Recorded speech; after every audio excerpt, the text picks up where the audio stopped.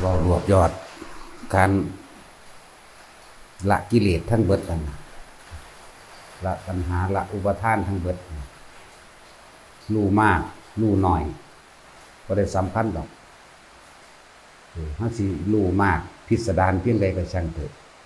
แต่ปล่อยว่างบ่ได้ก็บ่เป็นสาระสำคัญอีหยังแต่ว่าถ้ารู้มากปล่อยว่างได้แล้วเบิดอารมณ์ความยินดีความพอใจได้แล้วก็ดีตรงที่ว่าสามารถอธิบายขยายความหรือให้ความรู้ให้ความละเอียดให้ความกระจ่างกับผู้บ่ทันได้รู้ได้แยบคายกว่าผู้รู้น้อยผู้รู้น้อยรู้ความเบื่อหน่ายคลายกำหนัดด้วยตนเองพอหาตะรู้ละเอียดลึกซึ้งหรือรู้อย่างมากมายเพียงใดก็ตามแต่ว่ารู้ว่าหมดความยินดีพอใจในอารมณ์ของเจ้าของได้แล้ว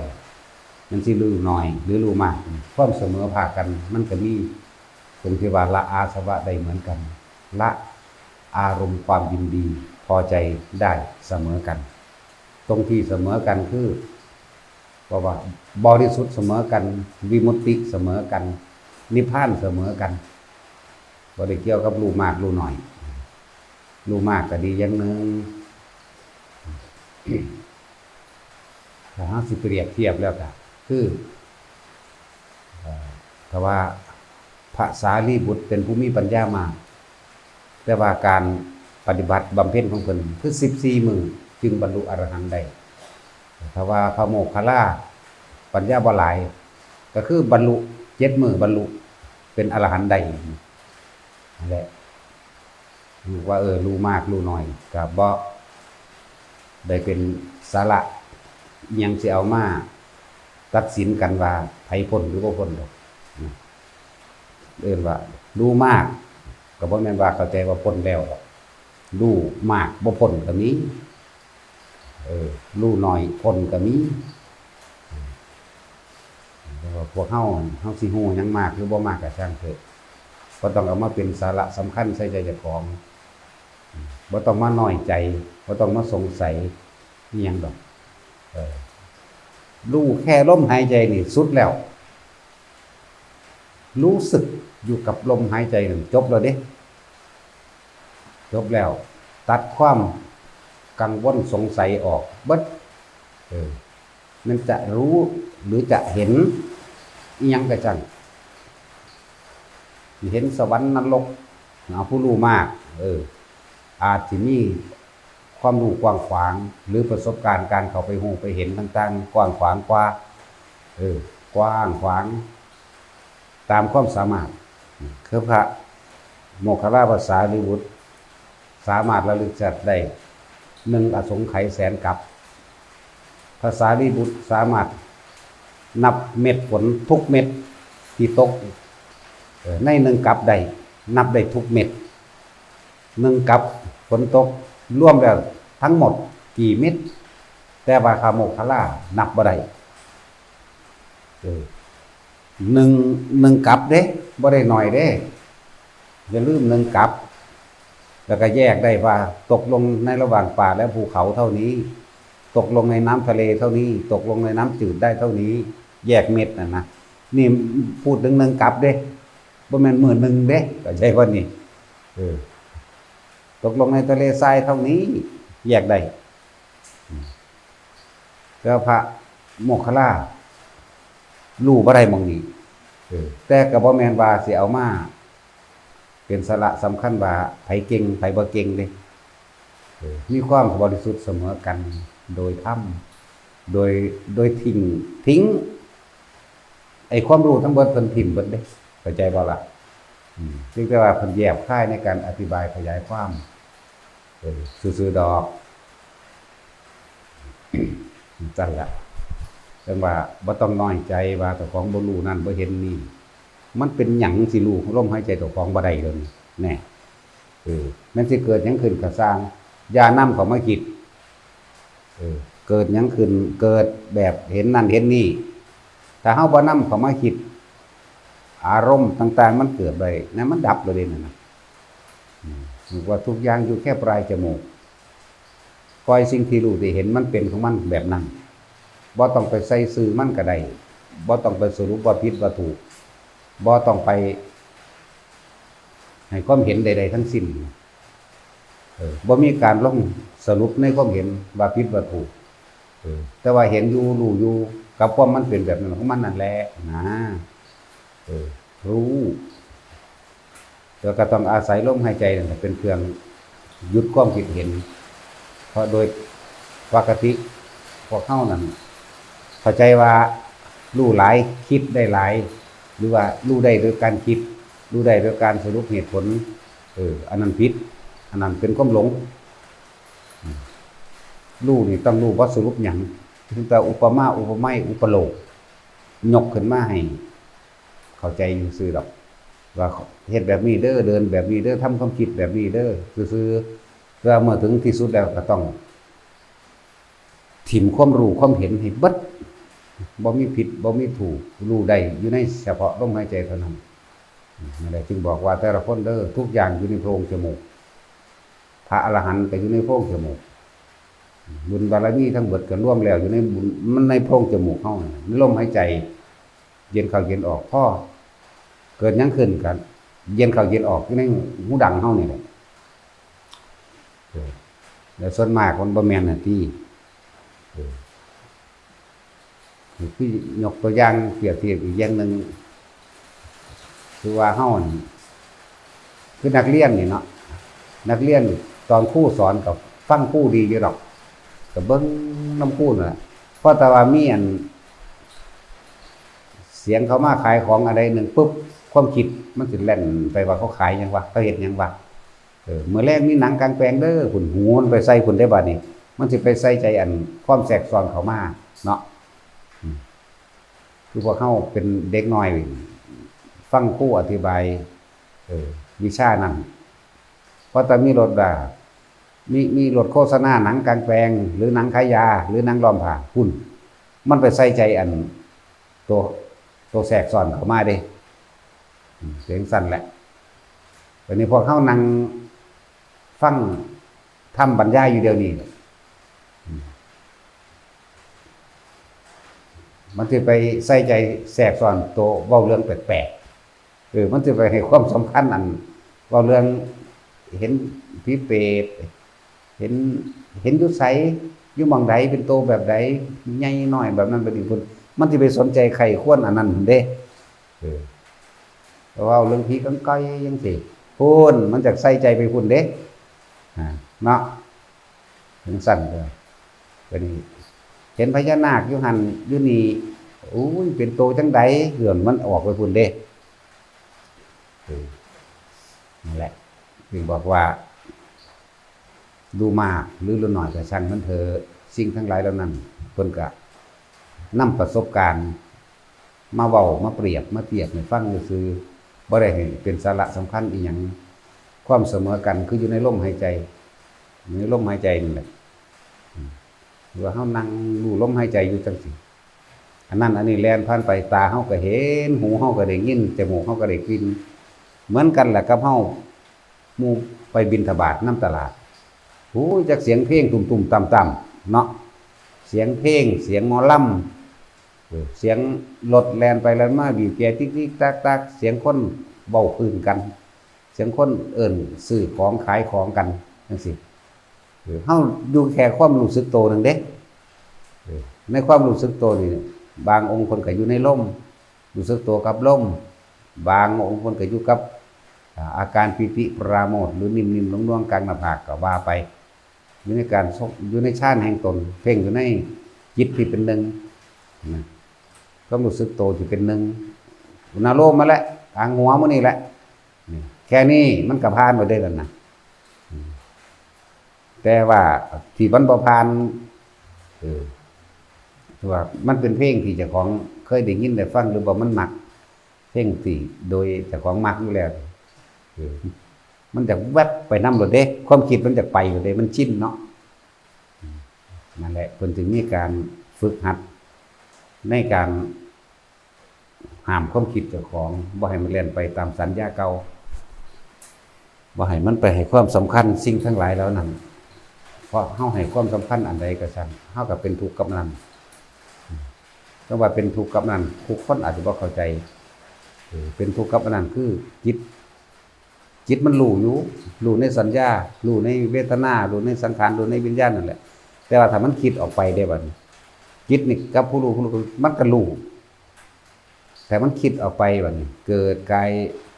ไปมีความพึงพอใจมีอารมณ์อยู่ในเพลงนั้นๆเสือกตายตอนนั้นที่มันก็ไปเกิดก็อันนั้นแหละเป็นเหตุให้ไปเกิดไอ้ความพอใจในเพลงนั่นน่ะไปเป็นเหตุแม้กระทั่งความบ่พอใจในเพลงก็คือกันเด้อุ้ยสิเปิดยังดอกมันบ่ม่วนแท้นั่นแหละพอดีตายกับตอนนั้นเลยมันไปล่ะเลยว่าเป็นทุกข์กับอันสิ่งที่เฮาพอใจนั่นแหละความบ่พอใจก็เป็นทุกข์นำความบ่พอใจนั่นแหละสองอย่างนั่นแหละจังว่าอยู่ในความรู้สึกดีกว่านะสิรู้มากรู้น้อยรู้มากไม่เป็นใดก็ช่างสู่รู้ลมหายใจบ่ได้เด้อยู่กับลมเบื้องต้นมันก็จังซี่อยู่แล้วล่ะเดี๋ยวที่สุดแล้วมันหอดบ่มีลมบ่มีหยังบ่ล่ะมันซื่อลืออยู่ดอกแต่ที่เว้าหม่องมันสุดพวกเฮาบ่ทันได้เข้าใจซื่อก็เลยว่าอีหยังก็สร้างจับลมไปก่อนลมกับความรู้สึกตัวโดยอุณาโลมอยู่กับอาการปิติปราโมทย์เป็นวิหารธรรมแห่งตนเอาไว้อยู่กับเรือนแห่งความรู้สึกในกายเอาไว้อยู่กับตรงนี้แหละเพราะว่าตัวนี้เป็นดุจดังว่ายามเหมือนกับยามวางอุเบกขาในความรู้สึกตนแหละเป็นตัวกลางแล้วเป็นอุเบกขาแล้วเพื่อสิจับความคิดจากของเองบ่ให้มันคิดออกแต่ให้ยุ่นบ่ให้มันออกจากความรู้สึกที่ตัวเฮาเองกายเวทนาจิตเวทนากายก็คือความรู้สึกตัวอยู่ในนี้ส่วนคำว่าธรรมก็คือสภาวะปรากฏการณ์ต่างๆเกิดขึ้นบ่ว่าภายนอกภายในภายนอกกับตาหูจมูกลิ้นกายที่เฮาไปกระทบที่เฮาไปเห็นนั่นแหละได้ยินได้ฟังอันนั้นอันนี้แต่ว่าเฮาบ่คิดบ่นึกออกไปนี่มันก็จบแล้วอยู่หม่องนี้เนิ่งนาสิไปสงสัยหาคำตอบคำถามอีหยังกับมันสิไปสงสัยสรุปเอาอีหยังกับมันก็ให้ปล่อยมันเป็นแบบนั้นของมันเฮาสิไปบังคับให้มันเป็นดังที่เฮาอยากให้มันดังที่เคยชินดังที่เคยสัญญาว่าอยากให้เป็นบ่คือจังเปิดเพลงบ่ม่วนโอ้ยน่าจะเปิดม่วนๆก็ดีแน่เนาะบางทีก็เปิดคอยโพดบ่ฮู้ยินนี่ก็อยากไปบังคับว่าอุ้ยเปิดดังกว่านี้ได้แม่นะเนี่ยมันออกไปแล้วเด้นั่นมันออกไปแล้วความคิดออกไปพร้อมอารมณ์เลยก็มีจังซั่นแหละจังว่าที่เว้าเอายอดมันแต่เฮามีความรู้สึกอยู่ในลมหายใจกล้าก็ไม่มีกลัวก็ไม่มีผิดก็ไม่มีถูกก็ไม่มีบุญก็ไม่มีบาปก็ไม่มีเด้ลมหายใจแนวอุณาโลมแนวเป็นการบ้างกีเป็นอุเบกขาบ่จังสิกระทบกระทั่งบ่หวั่นไหวก็เอิ้นว่าจิตที่ถูกโลกกระทำกระทบแล้วย่อมไม่หวั่นไหวแต่ว่าต้องอาศัยจิตที่ตั้งมั่นตั้งอยู่ในเลื่อนกายแห่งตนตั้งอยู่ในอุณาโลมนี่แหละตั้งในกลางหน้าผากนี่บางคนทำความรู้สึกอันนี้เว้าเข้ามารู้สึกตัวทั่วพร้อมหลายๆคนก็สิเข้าใจว่าทั่วร่างกายทั้งเบิดก็ยังบ่ทันได้ก็เลยเน้นจุดเข้ามาเลยว่านิ่มๆนุ่มๆกลางหน้าผากมั่งหัวมั่งหน้าอกมั่งเฮาเด่น3จุดนี่แหละอยู่นี่แหละผู้ใดอยู่หน้าผากก็อยู่ได้นิ่มนวลนึบๆเย็นอย่าเยือกเข้าไปในกระดานหน้าผากก็เย็นไปไว้กลางหัวก็กลางไปภายหน้าอกก็หน้าอกไปแม้นสิมีอาการอื่นๆแทรกซ้อนร่างกายขึ้นมากะจังมันคือเฮาน่วงอยู่กลางหน้าผากบางที่ขนลุกสู้บ่ต้องไปสนใจตัวขนลุกนี่มันออกได้แต่สนใจสงสัยใครอยากรู้ว่าคืออะไรนี่บ่ต้องอยู่นี่เลยบางที่ก็โยกบางที่ก็เห็นแสงบ๊อบๆแวบๆอันนั้นอันนี้ได้ยินเสียงเปรี้ยงๆป้างๆจังซี่นั่นแหละคือวิธีควบคุมความคิดบ่ให้มันคิดออกไปให้มันรู้อยู่เฉพาะในความรู้สึกตัวเน้นเป็นจุดเอาไว้นะฐานอย่างนี้ออกจากฐานของสมาธินี่สำคัญเด้ฐานแห่งจิตตั้งมั่นหรือฐานจะอธิบายได้อีกแล้วมันก็สุดเพราะแห้งละอีกอย่างก็ดี ฐานที่ตั้งแห่งจิตก็คือทำความรู้สึกตัวอยู่ณเฉพาะจุดหนึ่งเนี่ยจุดหนึ่งจิตหนึ่งหลักสูตรต้นแรกของเฮาวิธีเฮาก็คือกลางหน้าผากนิ่มๆนุ่มๆนี่พ่อนะนั่นแหละเอิ้นว่าจิตหนึ่งก็ว่าเป็นอุเบกขาแล้วเด้คือคำว่าอุเบกขานี่คือบ่ส่งความคิดออกไปหาสิ่งอื่นถ้าเข้าคิดไปหาสิ่งอื่นมันบ่เกิดเด้อันน่วงๆอยู่หน้าผากอยู่หัวเฮานี่ลองเบิ่งแม่คิดซ่อนใส่กันเบิ่งแม่มันหายเลยล่ะเนี่ยนี่ก็ย้อนบ่แห้งกันละนะมื้อนี้เว้ายอดก่อนบัดนี้สิเว้าในระหว่างอธิบายคือเขาเจ้าถามเกี่ยวกับพิธีจัดงานศพเกี่ยวกับอีหยังนี่ยังห่างไกลอันยอดที่เฮาเว้าอยู่เมื่อกี้อยู่เลยยังห่างไกลนิพพานมากๆเลยแค่พิธีทำศพแค่มื้อนี้ก็ยังสงสัยก็ยังบ่แน่ใจว่าผิดหรือถูกหยังอยู่เด้นะคือจังเขาถามว่าถ้าเฮานิมนต์พระมาฉันอยู่ในบ้านจักองค์ก็แล้วแต่โดยที่บ่มีการทำผิดสัตว์นั่นก็บ่ได้ฆ่าเหล้ายาก็บ่มีบ่ได้เอิ้นแขกเอิ้นคนหยังมาแล้วเฮาข้าวแกงหม้อแกงก็ว่าแล้วก็นิมนต์เพิ่นมาสันอยู่ในบ้านโดยบ่ได้มีหมอรสพครบงั้นโดยบ่ได้มีเหล้ายาโดยบ่ได้มีหยังแต่ว่าทำขึ้นเฉพาะพี่น้องเอามาสันอยู่ในเฮือนเจ้าของบ้านเจ้าของเองเท่าใดองค์อาจารย์เราสามารถอุทิศได้ไหมได้เฮาก็ตั้งใจแหละว่ามื้อนี้นิมนต์พระมาสันเขาในบ้านทำบุญทำทานทำบุญอุทิศหาพ่อหาแม่กันหน้าสิก็ได้บ่จำเป็นต้องไปเอิ้นแขกเอิ้นคนมาดอกได้ทั้งนั้นมันสิบ่ได้กังวลกับเรื่องอื่นๆให้มั่นใจในตนเองให้มั่นใจในสิ่งที่ตัวเองทำแล้วก็ต้องไปเกือบแข้งสงสัยว่าชาวบ้านเขาสิว่าตำหนินินทาบ่ถึงพิธีบ่ต้องดอกได้สมัยตะกี้สมัยโบราณมาสมัยโบราณอีหลีเลยพุทธเจ้าพุ่นละไปเขาเจ้าก็นิมนต์พระมาสันเข้าในบ้านแล้วก็อุทิศให้แก่ญาติๆนี่ล่ะพระเจ้าพิมพิสารก็นิมนต์ไปสันอยู่ในวังเพิ่นนั่นแหละแล้วก็เพิ่นก็อีทังเมญาตินังสุขิโตโหตุญาตโยขอผลทานบุญกุศลกรรมดีที่ข้าพเจ้านี่จงมีแด่ญาติของข้าพเจ้าแค่นี้นึงเด้อล่ะก็บ่นี้เหล่ามียามีมหรสพครบงั้นอีหยังนั่นแหละสำหรับคนที่ถามว่าแบบนี้ได้บ่ได้แม้นกระทั่งว่าคิดจะเฮ็ดผู้เดียวมาเฮ็ดอยู่วัดก็ได้ตั้งใจว่ามื้อนี้ไปทำบุญหาอีแม่กูก็น่าอีพ่อก็น่าอีปู่อีย่ากูก็น่ากับเขาที่พวกเฮาเตรียมมาอย่าง2อย่างคือเฮามาจังหันทั่วไปนี่แหมมากะของมันตั้งใจไว้แล้วมันก็ไปของมันเองนี่ล่ะก็นึกอยู่ในใจพี่แล้วก็อุทิศไปเพราะผลทานบุญกุศลกรรมดีที่ข้าพเจ้าก็ทำมาตั้งแต่อดีตจนถึงบัดนี้จงถึงแด่เจาะจงก็ได้มารดาของข้าพเจ้านางกนางขอบิดาข้าพเจ้าก็ว่าไปสิเฮ็ดให้เจาะเพาะเจาะจงก็เจาะลงไปปู่ชื่อย่าชื่อตาชื่อยายชื่อเจาะจงไปก็ได้ลูกหลานเล่นหล่อนได้ทั้งเบิดลุงป้าอาหรือหมู่พวกผู้นั้นผู้นี้ตายก็เจาะจงไปได้เลยบ่ได้ต่างกันดอกกับอันนิมนต์พระไปสันอยู่บ้านหรือเอามาเฮ็ดอยู่วัดก็ดีถ้ากังวลเข้าหม้อแกงหม้อมาเลยมาเฉพาะครอบครัวเจ้าของก็คือว่าสิเฮ็ดให้พ่อให้แม่เจ้าของกับลูกผู้นึงคือกันตัวคือบ่เฮ็ดให้แม่นบ่ล่ะ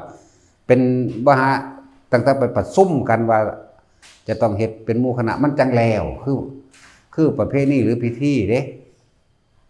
เฮาเฮ็ดของเฮาซุมื้อไปเรื่อยนี่ก็ได้หรืออาทิตย์หรือทุกวันพระจังซี่ก็เฮ็ดไปได้ทั้งนั้นเพราะว่ามันสิบ่ได้กังวลบ่ได้เกี่ยวกันกับว่าเอิ้นแขกเอิ้นคน มีเหล้ามียามีจังหนังมหรสพอีหยังเฮ็ดไปเลยแล้วไปเลยตายไปเลยแล้วก็แล้วไปเด้อันนี้โดยประเพณี10 ปีจังมาคุยกันเฮ็ดบุญหาอีแม่ละเฮาก็ออกเงินกันก็อีมาลึงตึงถือเฮ็ดตามประเพณีเด้อพ่อแม่พาเฮ็ดมาเฮ็ดจังได๋ไทบ้านไทเมืองก็พาเฮ็ดมาเฮ็ดจังได๋ก็ต้องเฮ็ดตัวว่าซั่นของบางอย่างมันก็บ่เป็นไปตามธรรมบ่เป็นไปตามความจริงนะแต่เป็นแค่ว่าประเพณีซื่อๆย่านเสียหน้าเสียตาย่านเขาเว้าเขาว่าหลายๆย่านนั่นแหละเดี๋ยวเลยต้องเฮ็ดจังซี่ก็มีบัดนี้ได้มื้อนั้นมื้อนี้แล้วก็มีแต่ญาติเจ้าของนั่นแหละมาร่วมเงินกันจ้างหนังจ้างหมอลำขางัวขาควายก็ญาติเจ้าของก็แค่ว่าไปหาเอิ้นเฮือนนั่นเฮือนนี่ไปหาเชิญแขกนั่นเองมาร่วมเป็นสักขีพยานในการทำบุญหาพ่อหาแม่เด้อได้ทำแล้วเด้อเขาจังสิบ่เว้าพื้นว่าโอ้ยพ่อกับแม่มันตายมันก็ยังบ่ทำบุญหาเด้มันสิเป็นจังซั่นนั่นบ่เอิ้นเลยมันบ่อีหยังเลยก็เฮ็ดแต่เจ้าของแบบนิมนต์พระมาไปสันในเฮือนก็เว้าเอาเบาๆนั่นก็ได้เด้ล่ะโอ้ยมาเฮ็ดบุญหาญาหาปู่หาแม่หาพ่อนั่นนี่ไปเรียบร้อยขออุทิศผลทานบุญกุศลกรรมดีนี่จนถึงแด่จบล่ะเพิ่นก็สันไปแล้วไปบ่เปลืองอันนี้มันไปเปลืองน้ำแขกน้ำข้นที่ไปเจ้าของไปเชิญมาไปเอิ้นมาเด้ประเภทนี้จังซั่น ของบางอย่างถ้ามันสิ้นเปลืองเกินไปกับมันบ่เป็นไปตามความจริงว่าเฮ็ดให้พ่อให้แม่แล้วสิแล้วไปพ่อแม่หรือญาติของเฮาที่ตายไปบุญกับบาปมันขึ้นอยู่กับเขาทำตอนที่เขามีชีวิตอยู่เด้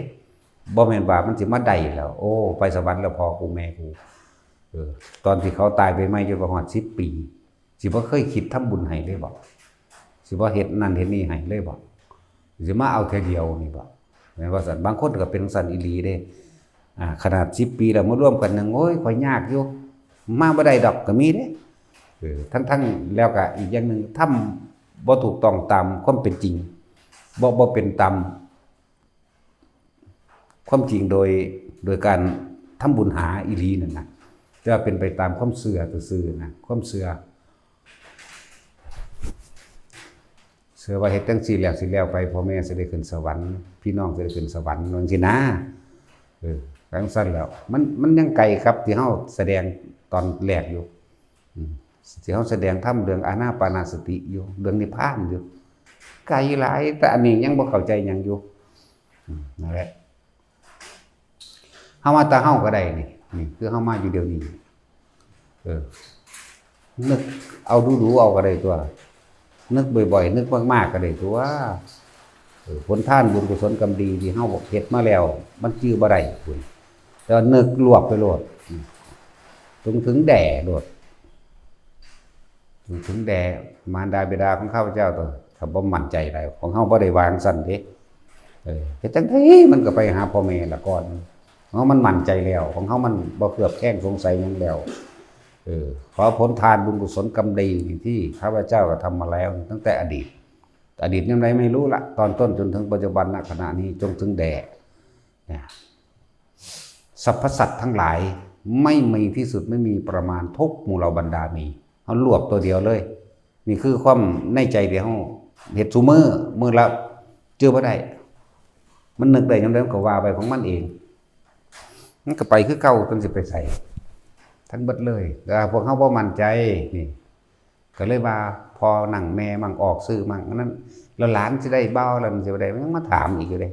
ห่วยได้บ่ได้มันเฮ็ดเอาของมันตัวบ่เฮ็ดเอาของมันก็สร้างฮ้อนไปหยังเนาะนั่นแหละ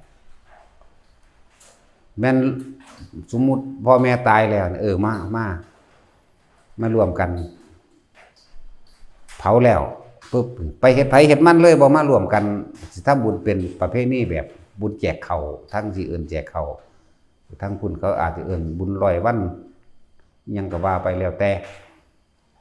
แม่นบ่เฮ็ดแนวนี้เลยแต่ว่าเฮ็ดไปไผไปมันก็แล้วไปเลยอยู่เด้ล่ะเข้าใจบ่ล่ะแต่ว่านี่โอ้ย่านบ้านบ้านเมืองว่าซั่นพ่อแม่ผู้ยามเฮ็ดมาของบางอย่างเฮาก็พลิกแพงเอาแน่ตะกี้เอาควายไถนาเดี๋ยวนี้ยังเอารถไถนาเด้ล่ะก็คือบ่เอาควายคือเก่าซั่น แต่ว่าพ่อแม่พาเฮ็ดมาแม่นบ่ก็คือบ่เอาขี้ง้อยขี้ควายไปท่าล้านไปหาบเขามาไปเฮ็ดล้อมเขาคือเก่าก็คือเอารถเกี่ยวบัดนี้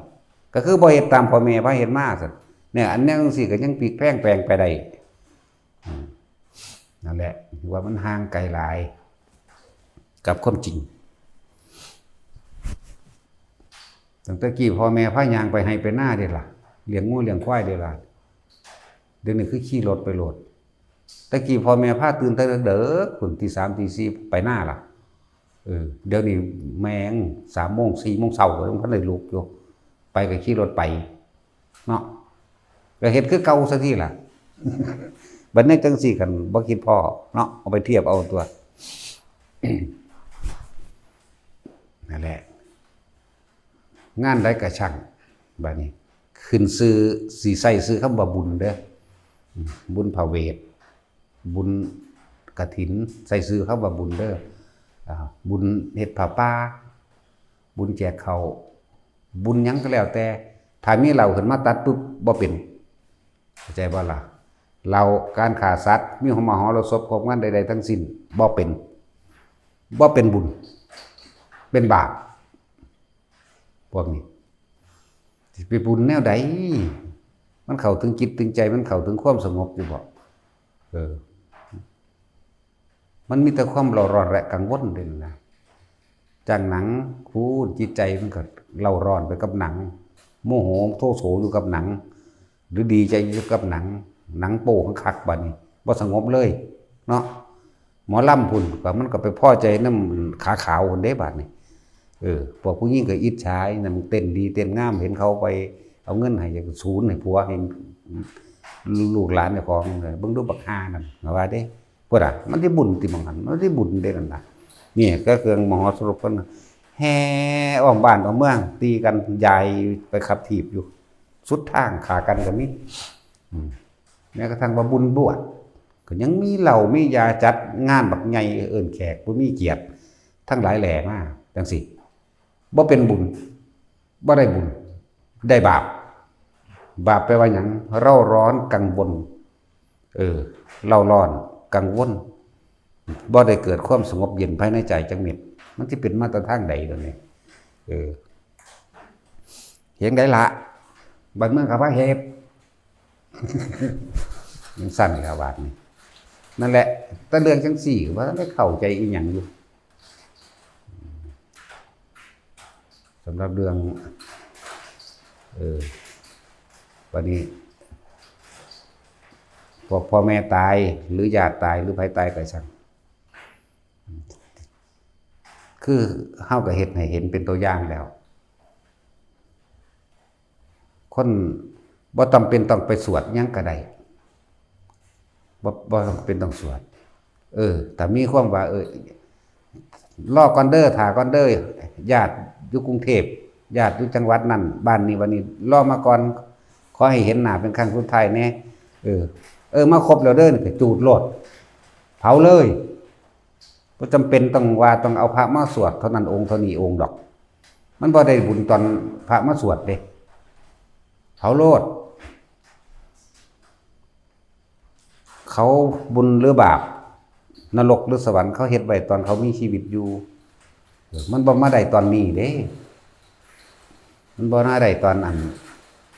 เอาศพไว้3 มื้อ4 มื้อ7 มื้อบางคนเสียเงินเสียทองไป200,000 300,000 400,000ยืมมาผู้มีก็เลยผู้อยู่เฮือนนั่นแหละคือว่าแม่ตายอยู่เฮือนนั่นแหละตั้งไว้ในหันแหละกับผู้อยู่เฮือนนั่นได้หนักกว่าอันพี่น้องแท้ๆกันนั่นบ่ได้หัวซาปานใดเด้นี่ความจริงอันนึงที่เขาเป็นมา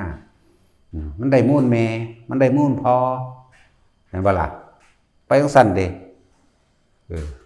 เลยบ่ได้หัวซาว่าสิเอาเงินมาซอยกันแต่ก็พวกเขาพาเฮ็ดจังซี่ชาวบ้านพาเฮ็ดเอาศพไว้ทันคืนเท่านี้คืนวันคลั่มเผาบ่ได้วันจันทร์วันอังคารเผาบ่ได้8 ค่ำเผาบ่ได้15 ค่ำเผาบ่ได้แล้วสารพัดแล้วแต่เขาสิหาแนวมาว่าบัดนี้ยังมีการเล่นการพนันใส่ในหันอีกเนี่ยมันบ่ได้เป็นจังเม็ดเดือนนะ กินเหล้าเมายาถกเถียงกันอยู่ในหันก็มีพี่น้องผิดกันตีกันก็มีพวกมาในงานนั่นกันก็มีไปเฝ้าศพเฝ้าศพยังเฝ้าหยังอยู่หันก็มีถ้าคบกันแล้วปุ๊บน่ะถ้ากันเอาไปเผาโดดจะว่าโดนมัน200,000 300,000ผู้เป็นเจ้าของเฮือนนั่นมันไปยืมเงินมาพอแห้งเลยมันธรรมดาเดี๋ยวนั้นนั่นแหละก็คุยกันสติกับพี่กับน้องแต่ของเองเพราะว่าเอาพอตายยังสิโทรหากันแล้วญาตินั่นนี่มาเดี๋ยวเพิ่งเผาเด้อกูไปฮอดก่อนก็ไปฮอดแล้วปุ๊บปั๊บก็เอาเผาไปติดต่อเมียนบางใดบางหนึ่งไว้ก็ติดต่อไปส่วนตัวส่วนหรือว่าส่วนก็สั่งเอาเลยโหลดอยากว่าล่ะผู้ใดว่ายากมาเผาน้ำมันพอมันบ่ได้ยากเลยบ่ได้ให้ไปเสียเงินเผาบาทด้วยล่ะบาทนึงก็บ่ได้เสีย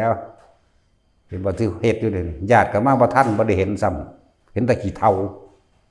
เห็นแต่ขี้เถ้าทั้งตัวจังซั่นได้ล่ะใหม่ได้ล่ะบ่มากก็เลยเนาะเอาเพิ่นก็เห็นง่ายแท้โอ้ยถ้าอยากยากเอาไปเฮ็ดอยู่บ้านเจ้ายากแน่นอนแต่ไปเฮ็ดอยู่บ้านเจ้าโอ้ยเนาะสูกูยากโอ้ยเนาะสูกูบ่มีเงินไปทางนี้เบิดนั่นแหละประเภทนี้บางอย่างถ้ามันปรับได้ก็ปรับออกเอาแค่ญาติๆมาว่าเอ้าพร้อมแล้วเนาะเฮาไปพูดแต่สิไปเผาวัดนั่นก็ไปติดต่อเพิ่นเอาจักบาทค่าเมนสวดก็สวดเทียเดียวซะแต่ญาติมันนั่นขาดประเภทนี้หลายสวดหรือบ่สวดมันก็บ่ได้เกี่ยวกับคนตายเด้อคนเป็นได้ฟังอยู่นั่นน่ะกุศลธรรมาทั้งเว้ากันกุมมิมมุมมิมอยู่จักสิแม่นหยังความหมายก็บ่รู้เนาะแล้วจะว่าห่างไกลจะเว้าเรื่องนิพพานสิโอ้ยแล้วกันเลยตั้งแต่แค่นี้ก็ยังบ่รู้เรื่องอยู่นั่นแหละสมมุติว่าอยู่สกลนคร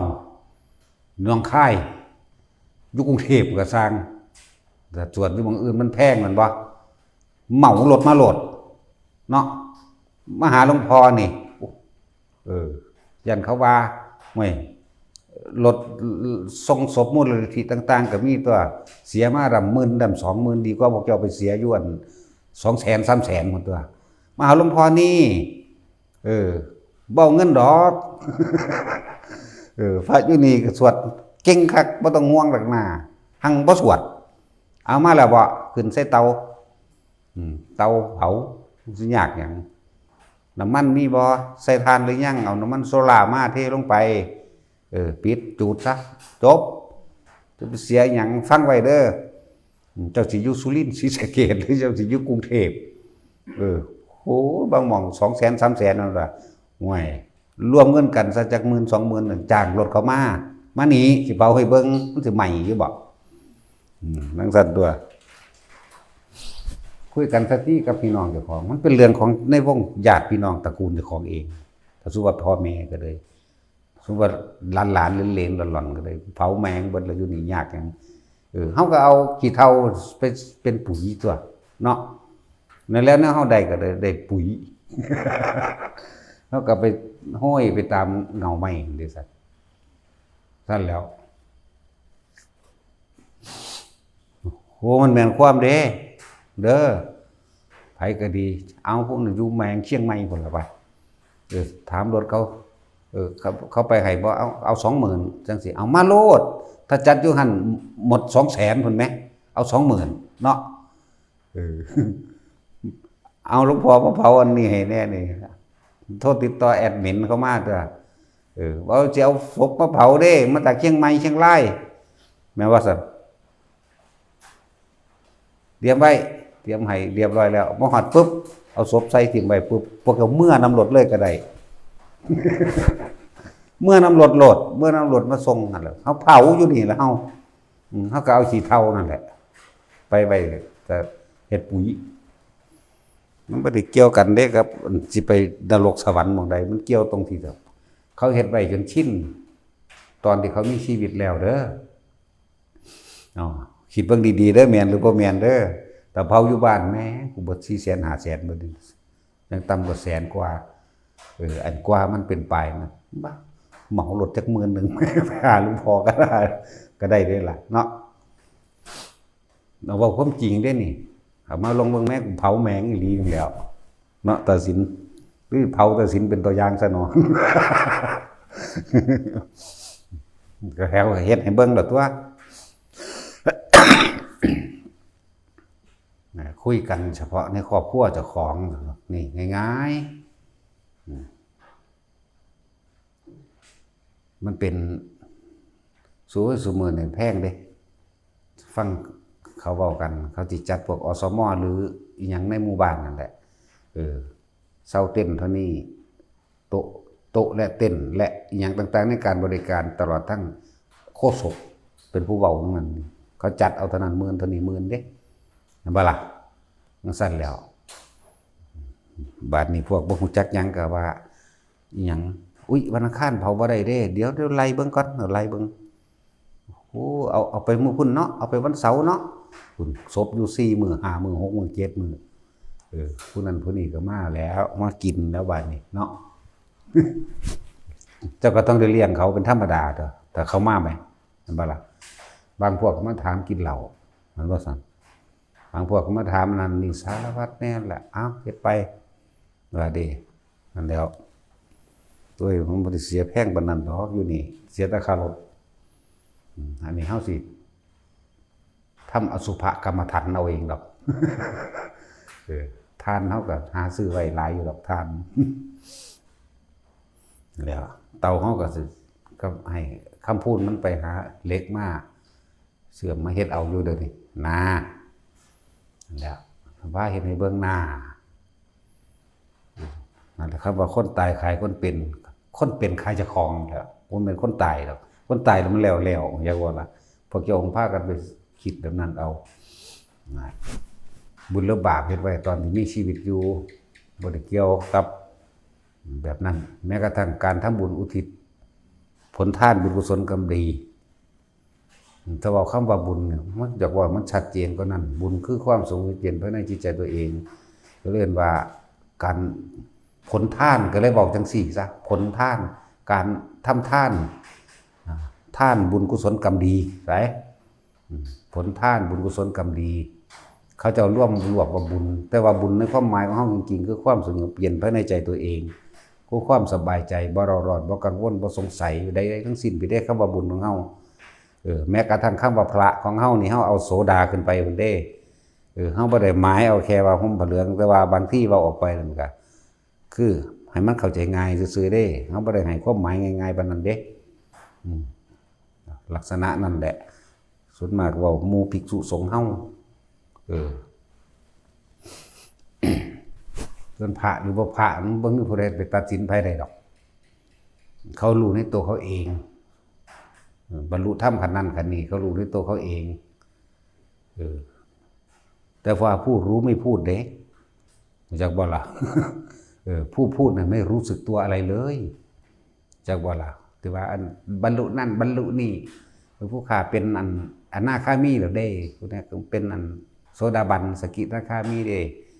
เป็นพระอรหันต์เด้โอ้แล้วศาสตร์นั่นมันบ่ได้รู้จักหยังละอันมันบ่มีคำมาเทียบดอก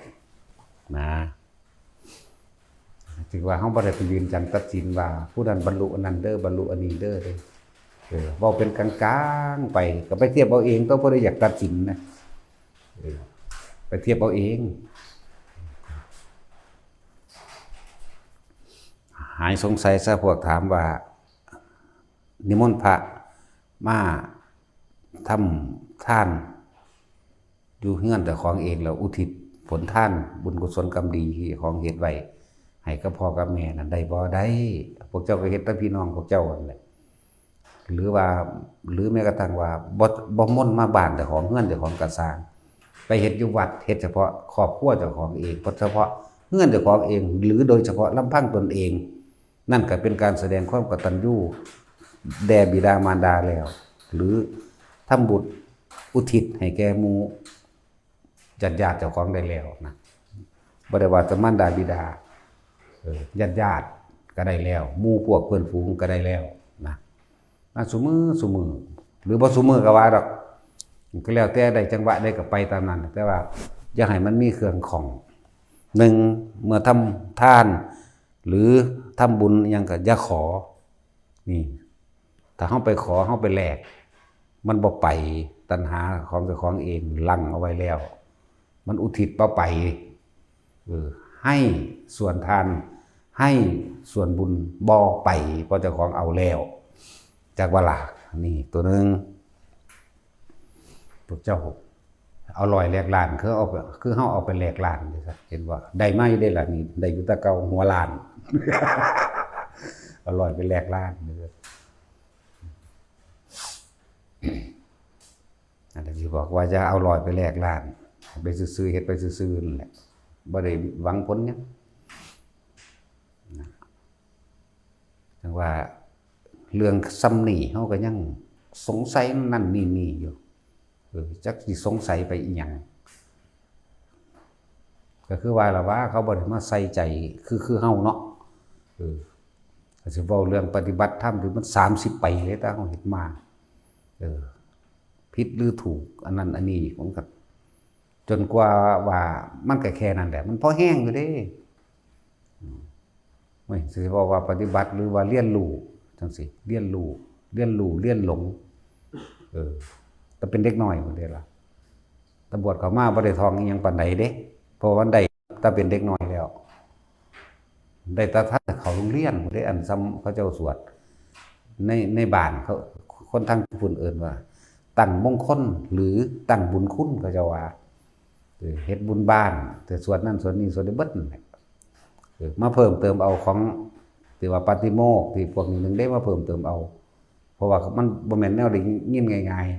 ๆเขาเจ้าลงเป็นปักลงเป็นนั่นนี่ทองกับข้าวเดียวนึงได้ล่ะสาสำนันนึงตัวอังบ่ทองเดี๋ยวนี้บ่ได้หยังจักอย่างแล้วลืมเบิดแล้วก็บ่เป็นหยังพร้อมบ่รู้หยังนำ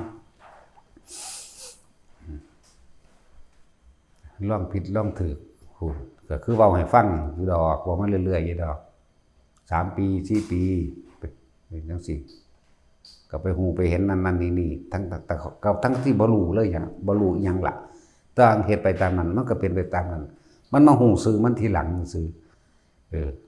จังมาศึกษาอ่านพระไตรปิฎกจังมาเบิ่งวิสุทธิมรรคมั่งนั่นนี่มั่งเข้ามาจักไปเทียบเอาสิ่งที่ตัวเองผ่านมาซื่อนั่นแหละเรียนรู้เรียนหลงตะกี้ก็เลยอยู่หั่นแหละเดี๋ยวนี้ก็จักหลงจักรู้ล่ะบ่ว่าอันใดเป็นประโยชน์อันใดเป็นประโยชน์ต่อผู้คน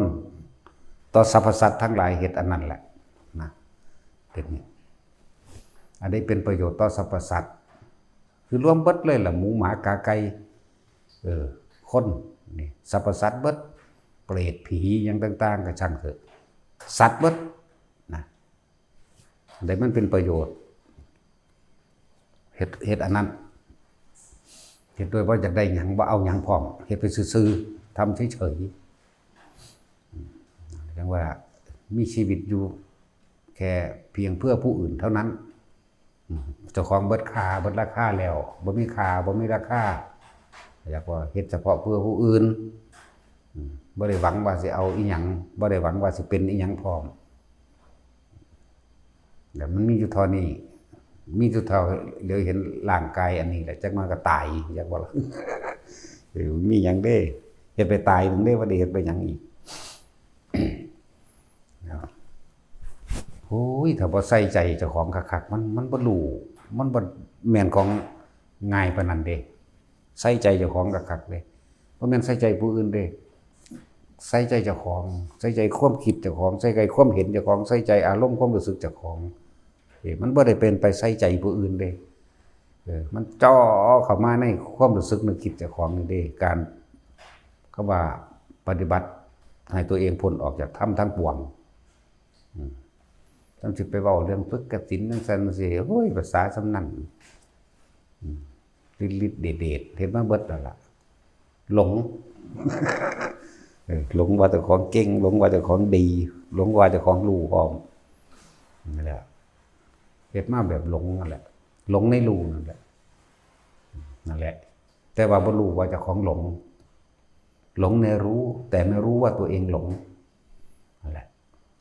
นี่แกเอาคำเว้ามาเว้าฟังซื่อๆดอก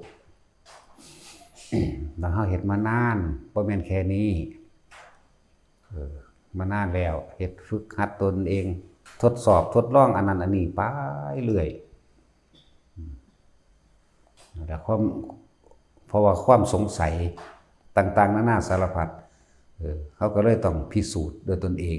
ถ้าเขาบ่รู้ด้วยตนเองเขาก็บ่ยอมจังซี่นะมันเลยมีแนวเว้าหลาย มันเลยมีเรื่องราวต่างๆมาเว้าเพื่อให้เฮาเป็นเครื่องเตือนใจตนเองนะหรือเว้าเรื่องพวกตายก่อนอายุหรือเว้าศัพท์พอได้เข้าใจง่ายๆว่าพวกสัมภเวสีหรือเปรตบางชนิดที่11และ12คือจังเป็นเกร็ดความรู้พิเศษที่หลายๆคนเข้าใจว่าเวลาเอาศพไปไว้เมนก็ตามหรือเอาไปไว้หน้าหม่องใดหม่องหนึ่งที่ว่าเห็นนั่นว่าวิญญาณผู้นั้นจังซี่นะให้น้ำล้างเจ้าของหรือย่างอ้อมเมนอยู่ก็ว่าไปจังซี่นี่ความจริงบ่แม่นเขาสวมรอยนักต้มตุ๋นหลอกลวงสวมรอยเปรตชนิดสุดท้ายนั่นแหละมันสามารถเฮ็ดได้แปลงได้ก็สวมรอยว่าเป็นผู้นั้นแหละเพื่อสิได้เร่งทำบุญอุทิศให้บางพวกมันก็กินของอุทิศได้จักว่าล่ะกินของอุทิศเป็นกินท่านกินพวกข้าวน้ำจังซี่นะหรือเสื้อผ้านี่คืออาหารของเปรตชนิดนั้นหรือของสัมภเวสีชนิดนั้นนี่เขาสวมรอยได้ตายปุ๊บมันก็ไปเลยได้บ่แม่นเป็นนางเฝ้าอยู่หั่นบ่แม่นไปให้วื้อๆคือเฮาเห็นแต่ละอันแต่ละรายการก็ว่า49 วันหลังจากตายไปแล้ววิญญาณไปอยู่ไหนจังซี่เขายังบ่ต้องไปสนใจเอาเข้ามาเด้อจังซั่นหรือ7 วันไปไหนจังซี่บางคนก็เฝ้ากระดูกตัวเองบ่แม่นมันเป็นการสวมรอยเหมือนนักต้มตุ๋นนั่นแหละสวมรอยหลอกลวงจิตสุดท้ายความคิดสุดท้ายอารมณ์สุดท้ายก็เป็นไปตามนั้นเป็นไปตามที่เจ้าของคิดถึงก็อาศัยตัวนั้นเป็นที่ตั้งเป็นที่คิดถึงในความคิดในความนึกปรุงแต่งก็เกิดอารมณ์แล้วอาจจะไปสวรรค์ก็ได้นรกก็ได้นี่ขึ้นอยู่กับความเคยชินของเขาส่วนที่ว่าไปเห็นแบบนั้นแบบนี้เรื่องลึกลับแปลกๆจังซี่เป็นพวกสวมรอยสัมภเวสีสวมรอยก็ว่าเปรตสวมรอยก็ว่าเด้อหรือของบางอย่างว่าถูกผีหลอกเป็นผู้นั้นหลอกเป็นผู้นี้หลอกที่มีฤทธิ์มีเดชขึ้นมาแน่สามารถทำกายละเอียดถึงกายเป็นกายหยาบได้กับพวกภูมิเทวดาก็เฮ็ดได้ลูกะเทวดาก็เฮ็ดได้เด้อบางที่ก็เป็นกุศโลบายในการให้คนไปทำบุญทำทานให้ก็มีเข้าใจบ่ล่ะนี่เป็นเรื่องที่อาจินไตยอยู่เด้บ่แม่นเรื่องสิเว้าได้ง่ายๆเด้ที่เฮานำที่เฮาเห็นนั่นแหละที่เฮารู้ที่เฮาเห็นที่มาเว้าแค่เว้าให้ฟังเด้ที่เชื่อหรือบ่เชื่อก็สร้างเด้อันนี้เป็นจังซั่นจริง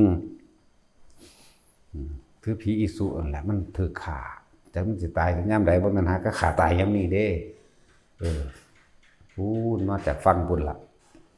มันก็ล่องๆลอยๆบ่แม่นลอยไปตามอากาศเด้ล่องๆลอยๆเว้าเทียบง่ายๆก็คือคนไร้บ้านไหมหรือหมาจรจัดจังซี่แหมสิเข้าไปสถานที่แห่งใดเขาก็ไล่หนีไปขออยู่ขอกินเขาบ่ให้เข้าบ้านเขาบ่ให้เข้าแต่ว่าเรื่องของโลกจิตโลกวิญญาณอันนั้นน่ะโลกทิพย์อันนั้นน่ะอีกแบบนึงเด้ภูมิเทวดาลูกขะเทวดาที่อาศัยในสถานที่บ่ให้เข้าบ่ให้ใกล้กับมันก็มีเหมือนกับทางสาธารณะล่ะก็ไปตามสาธารณะอันใดสักก่อนเด้ไปบางที่เขามากันเขามาแกล้งเขาไล่ทุบตีเขามีนั่นนี่เฮ็ดให้แบบนั้นเด้แต่ละตนเด้กว่าสิมาถึงเฮาได้จังซี่นะจริงๆมันก็ถือขาตายหลายปีแล้วบ่แม่นหาก็เดี๋ยวนี้ดอกนั่นแหละแต่มันก็ล่องๆลอยๆโซะเซะไปเรื่อยจึงค่อยมาอยู่นำเฮาจังซี่นะอะไรสงเคราะห์แบบนั้นสงเคราะห์โลกสงเคราะห์แบบนั้นโลกแห่งหมู่สัตว์โธ31ภพภูมิตามตำราว่าเฮาว่าจักหลายกว่านั้นหมดแล้ว นอกตำราอยากนอกตำราหลายเติบอยู่เด้ คือนอกตำราเรือนผ่านแต่ว่ามีเหตุเขาบอกมาบาเขาก็บ่ตอบให้ดอกเขาอาจจะอยากฟังก็ได้เขาว่าหนึ่งถ้าบ่บรรลุอรหันต์บ่ให้เทศขาดความจากเป็นภิกษุแล้วว่าซั่นเขาว่าให้เฮาสองบ่เป็นพระพุทธเจ้าบ่ให้เทศว่าซั่นกูสิเป็นอยู่ แต่จักยามใดเด้ล่ะ เขาจังให้เทศก็ว่าเขาว่าเฮาอันขาดความจะเป็นภิกษุเขาว่าปาราชิกแล้วว่าซั่นนะกูก็บ่ได้เป็นหยังนะกูสิคิกหม่องใดเดี๋ยวนี้นะพระกูก็บ่เป็นอีหยังกูก็บ่เป็นจังซั่นครับศีลก็บ่มีจะขอนั่นแหละก็เลยอยากแค่เอามาเทียบเพื่อให้เขากลับใจให้เบิ่งเจ้าของนะบ่แม่นมาเบิ่งผู้อื่นนะคือพระอานนท์จังซี่นะนอกตำราเด้นี่ในตำราเขาจะเขียนว่าพระอานนท์บรรลุพระโสดาบันเอาแต่พระโสดาบันก็บ่ได้บรรลุอรหันต์เด้เพิ่นคือสอนผู้อื่นเป็นอรหันต์หลายอยู่แล้วอรหันต์บางองค์ก็มาปรึกษาพระอานนท์เด้ความเหยียบค่ายในธรรมพระอานนท์ก็รู้ความเหยียบค่ายอยู่แต่สิว่าเพิ่นก็บ่ได้บรรลุอรหันต์เด้ล่ะเพิ่นคือแสดงได้อยู่กันนะแต่ว่าเฮานอกตำราให้กายสักขีหนึ่งเอากายนี่เป็นประจักษ์พยานตัวเองว่าได้ทำตามคำสอนพระพุทธเจ้าอยู่ในคำสอนพระพุทธเจ้าอยู่แล้วกายสักขีเอาร่างกายนี้มาบวชแล้วหรือว่าศรัทธานุสาลีมีความเชื่อมั่นเต็มที่ในธรรมคือเอาธรรมเป็นใหญ่ธรรมานุสาลีนี่เห็นบ่ล่ะจังซี่แล้วบ่ได้คือหมู่ปานใดเด้นั่นแหละแล้วก็ทิฏฐิปัตตะมีความเห็นตรงทิฏฐิปัตตะมีความเห็นตรงว่าสัตว์โลกเป็นไปตามกรรมมีความเห็นตรงตามความเป็นจริงทิฏฐิปัตตะนี่มีความเห็นตรงตามความเป็นจริงมีตามความเป็นจริงคือการเอาธรรมเป็นใหญ่เมื่อเอาธรรมเป็นใหญ่ได้แล้วจึงทำกายนั้นตัวเองเป็นประจักษ์พยานเรื่องว่ากายสักขีแต่ศรัทธานุสาลีนี่นั่นก็อันเดียวกันนั่นรวมแล้วบ่แยกกันได้เป็นอันเดียวเป็นคนผู้นั้นนั่นก็เป็นโสดาปัตติมรรคแล้วว่าท่านได้บันนะจักว่าตั้งมีเว้าอีกซับนึงซื่อๆดอกบัดนี้เพิ่นคือแสดงธรรมให้ผู้อื่นบรรลุอรหันต์ได้อยู่แม้กระทั่งพระอรหันต์ก็ยังมาปรึกษาเพิ่นนั่นแหละเขาอันนี้เว้าเพื่อให้เข้าใจในความเห็นจะมาสรุปว่าผู้อื่นผิดผู้อื่นถูกไหมเฮาบ่มีผิดบ่มีถูกบ่มีบุญบ่มีบาปบ่มีศีลบ่เป็นพระอย่าว่าล่ะบ่เป็นหิแมงหยังเลยพุ่นแล้วจังซั่นก็นี่อธิบายเอาเจ้าของนะตัวนี้พระโพธิตะในตำราว่าเถระใบลานเปล่าสอนผู้อื่นเป็นอรหันต์บักหลายแม้กระทั่งสามเณรสานุสามเณรสานุหรือสุมาณะเน้นหลายอยู่หรอกบรรลุอรหันต์ได้นั่นก็จังซั่นแล้วหมายถึงลูกศิษย์เด้บรรลุอรหันต์มั้ยแต่ของคันบ่ฮู้จักหยังนี่มั้ยบาดพระพุทธเจ้าถามเอาความรู้สึกเลยเด้บ่ได้ถามไปตามที่ได้ยินได้ฟังมาหรือตำราเด้บ่ได้ถามแบบนั้นเด้บ่ได้ถามเธอจงอธิบายโพธิปักขิยธรรมหน่อยสิบ่ได้ถามวางสิเด้เธอมีความรู้สึกเช่นไรโลดเด้นี่เพิ่นถามว่ามึงนี่โลดเด้แล้วเพิ่นก็ทำตัวเองให้เป็นประจักษ์พยานบัดนี้เพิ่นเอาสานุสามเณรตถาคตอยากได้น้ำบ้วนปากจากพระอนุดาต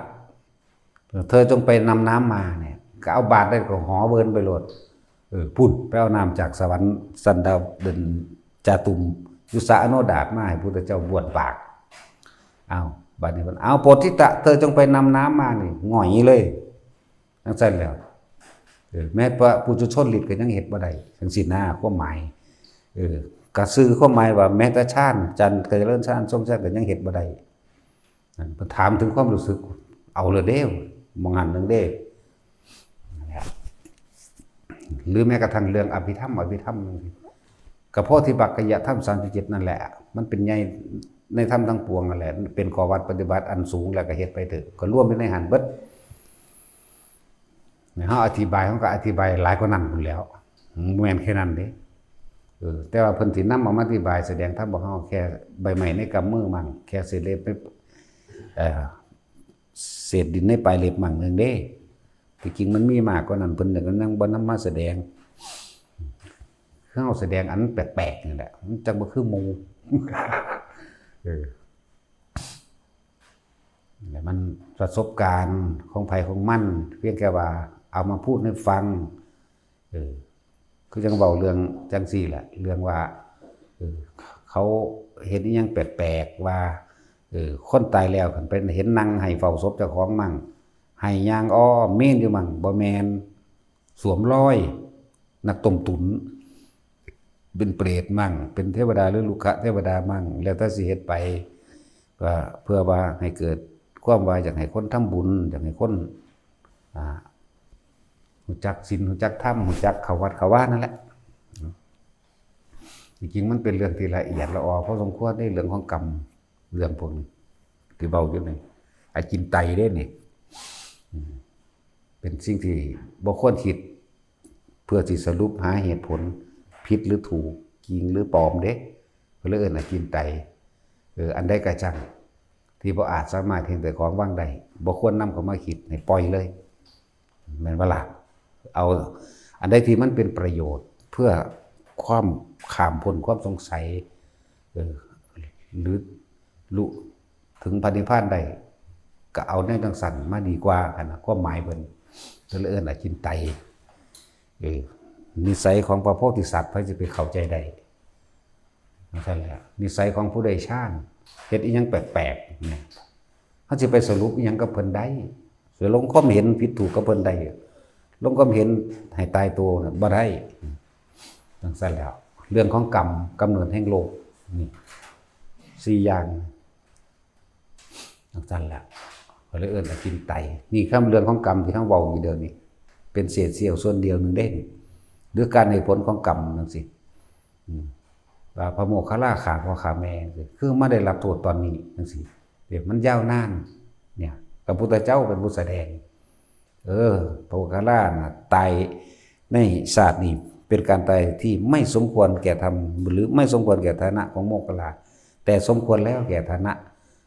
ในอดีตชาติเพิ่นไล่มาบักไกลๆนั่นแหละผู้ทั้งสั้นล่ะแสดงคือพระพุทธเจ้าแสดงสมควรแล้วนั่นว่าไปหันได้บาดหรือแม้กระทั่งพระปิรินทวัชชะพระคนทั้งโลกเอิ้นว่ากล่าวคำหยาบนั่นบ่ล่ะไอ้ถอยไอ้สัตว์ไปไหนมาว่าไอ้ถอยแม้กระทั่งกล่าวกับพระเหมือนกันกับว่าเด้พวกสถุนพวกถอยพวกท่านมาจากไหนกันเหรอ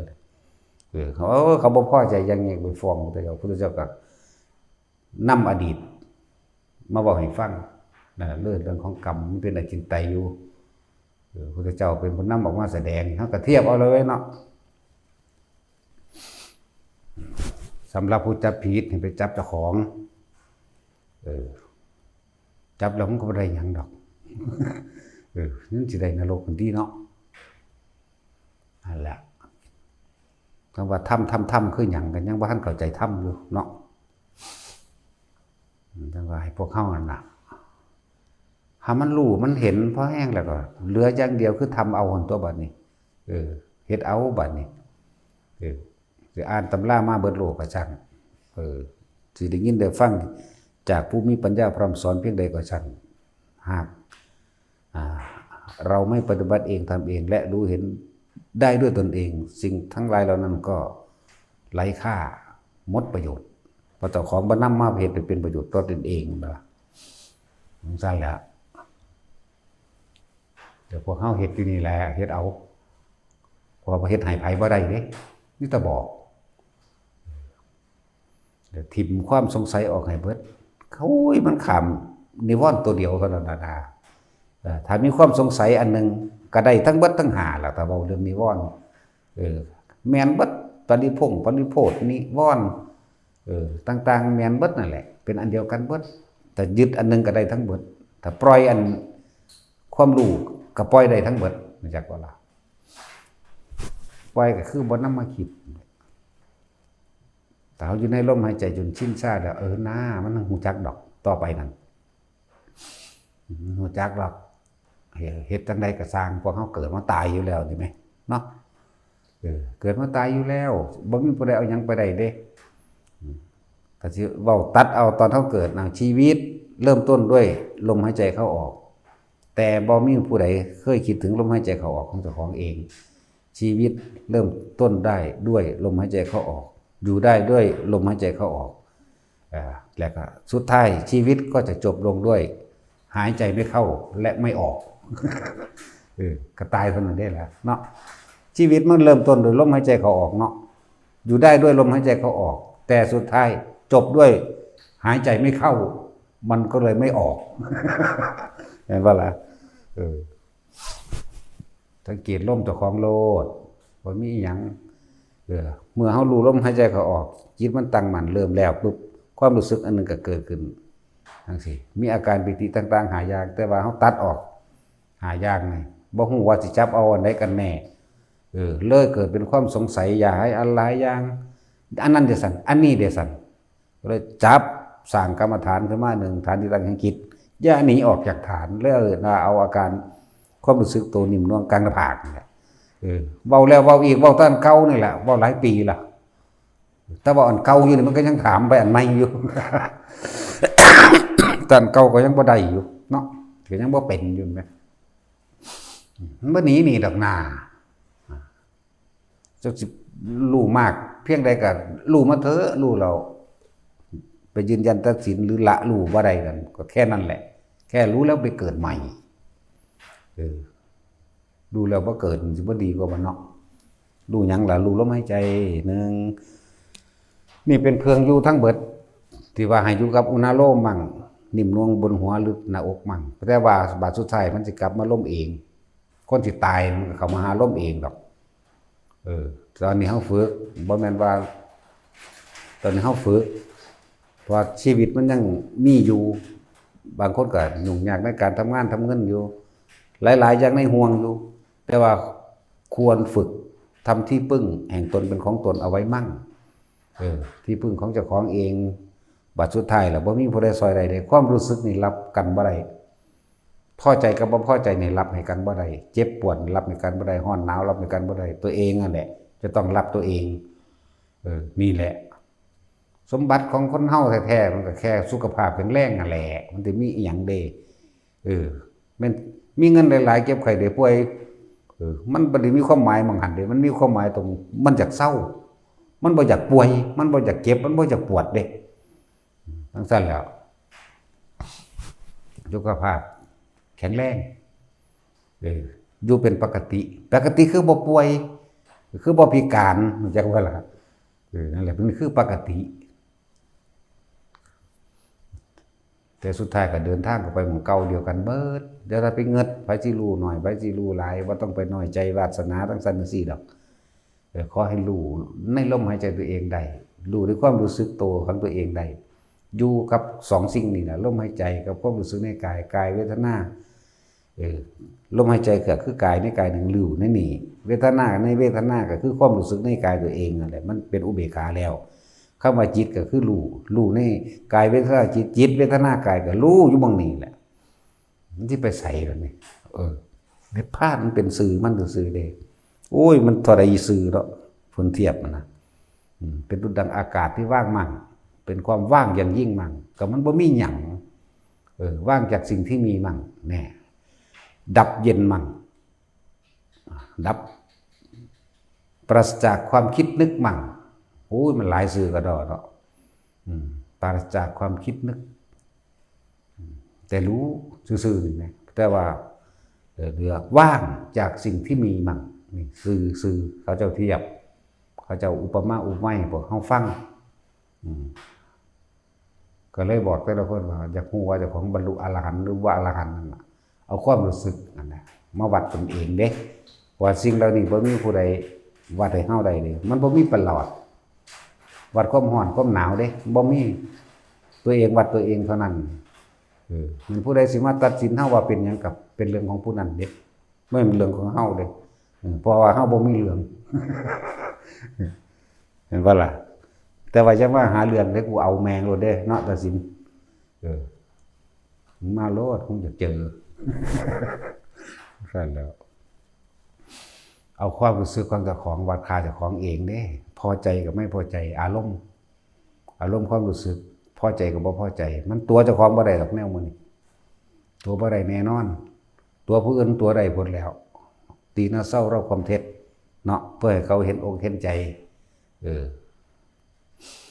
ยกตนเป็นคนสำคัญมื้อนี้มันโกหกได้ทุกอย่างแต่ว่าโกหกตัวเองไม่ได้ดอกนะแต่ว่าให้เบิ่งเจ้าของก็ยังว่าเบิ่งเจ้าของทำ84,000 ปฐมขันธ์เอามาร่วมไว้ตรงที่ว่าสัพเพธัมมานารังอภินิเวสายะก็ได้สิ่งทั้งหลายทั้งปวงไม่ควรยึดมั่นถือมั่นเข้าใจบ่ล่ะสัพเพธัมมาสัพเพเหระหรือสัพเพคือสรรพสิ่งทั้งหลายทั้งปวงว่าธัมมาก็คือทุกอย่างนั่นแหละเบิดทุกอย่างคำว่าธรรมก็เลยเบิดทุกอย่างกุศลกรรมหรือกุศลธรรมะนี่ก็เอิ้นว่าธรรมอกุศลธรรมหรืออกุศลกรรมนี่อกุศลธรรมะหรืออัปยากตาธรรมะมีสุขมีทุกข์มีร้อนมีหนาวมีหิวมีเกิดมีดับมีแต่เรียกว่าธรรมทั้งเบิดเด้แต่ว่าบ่ควรเข้าไปยึดเอานี่แหมก็เอาอารมณ์นั่นแหละมาวัดตัวของเองนั่นแหละถึงว่าสัพเพธัมมานารังอภินิเวสายะจังซี่นี่ก็ศัพท์นึงหรืออาจิรังปัตยังกายโยปัตวิงอาทิเสสติสุโตอเปตวิญญาโนนิรัตถังวะกลิงคลังนะร่างกายนี้เกิดขึ้นไปแล้วหาความจริงยั่งยืนบ่ได้เมื่อวิญญาณไปปราดหมายถึงความรู้สึกออกจากกายแล้วก็ผมไม่ต่างอะไรกับดุจดันท่อนไม้ท่อนฟืนอันเราไม่ควรยึดมั่นถือมั่นแน่ก็ลงไปมองนี่อีกอยู่ไหมอันเรืออนิจจาวัฏสังขารเราปทาวัจธรรมมิโนปชิตตวันสันติเตสังโฆปัสสโมสโขนี่ไหมความคิดทั้งหลายย่อมหมุนเวียนเปลี่ยนแปลงอยู่ไปเรื่อยนี่เห็นบอกอนิจจาวัฏสังขารวัฏฏะแปลว่าหมุนวนเปลี่ยนแปลงไปเรื่อยนั่นแหละสังขารคือความคิดนะความคิดทั้งหลายมีความหมุนวนคิดวนเวียนอยู่เป็นไปจังสั่นแหละหาความจริงลั่งอย่างยืนบ่ได้ดอกเนี่ยความคิดนี่ก็เกิดดับไปแค่นั้นเองความเข้าไปสงบระงับบัดนี้นี่ไหมความเข้าไปทำความคิดให้หยุดลงเป็นสุขอย่างยิ่งเนี่ยอุปทวายธรรมมิโนเนี่ยอุปะมันคืออุบัติขึ้นยธรรมมิโนนี่มันหมุนอุบัติขึ้นไปต่างๆนานาสารพัดยธรรมมิโนอุปชิตตวานิรุตชันติบัดนี้ดับได้นิโรธบัดนี้เตสังวูปัสสโมสุโขนี่ถ้าจะเว้าเรื่องบาลีเว้าเรื่องศัพท์แล้วเขาสิว่าเฮาบ่ได้บาลีแต่เฮาก็บ่ได้อีหลีนั่นแหละเพราะว่ามันบ่เขียนไว้หน้าผากเนาะแต่สินนั่นแหละมี3ศัพท์นี่ก็ยอดแล้วเด้ยอดธรรมเบิดอภิธรรมเรียกว่าธรรมมันเป็นใหญ่กว่าธรรมทั้งปวงธรรมราชาแล้วธรรมมีกลาดแล้วใหญ่แล้วนั่นแหละแนวทางก็เขียนไม่เบิดแล้วล่ะผู้ใดก็อยากรู้ความหมายอยากมีความรู้หลายก็อ่านเอาในพระไตรปิฎกมันมีอยู่ในหันสมบูรณ์เบิดนะหรือเขาเถียงกันเรื่องผู้ใดเป็นผู้จดบันทึกธรรมะก่อนหมดก็พระเจ้าพิมพิสารเขียนด้วยลายมือตัวเองสั่งตัวเพชรแผ่นทองกันมาไปเขียนอภิธรรมตัวโพธิปักขิยธรรม37อย่าง37อาการว่าด้วยสติปัฏฐาน4สมปัฏฐาน4อิทธิบาท4อินทรีย์5พละ5โพชฌงค์7มรรค8แล้วก็อธิบายไปเป็นข้อเป็นข้อเพิ่นเอาไปให้เสี่ยวเพิ่นหมู่เพิ่นนั่นแหละ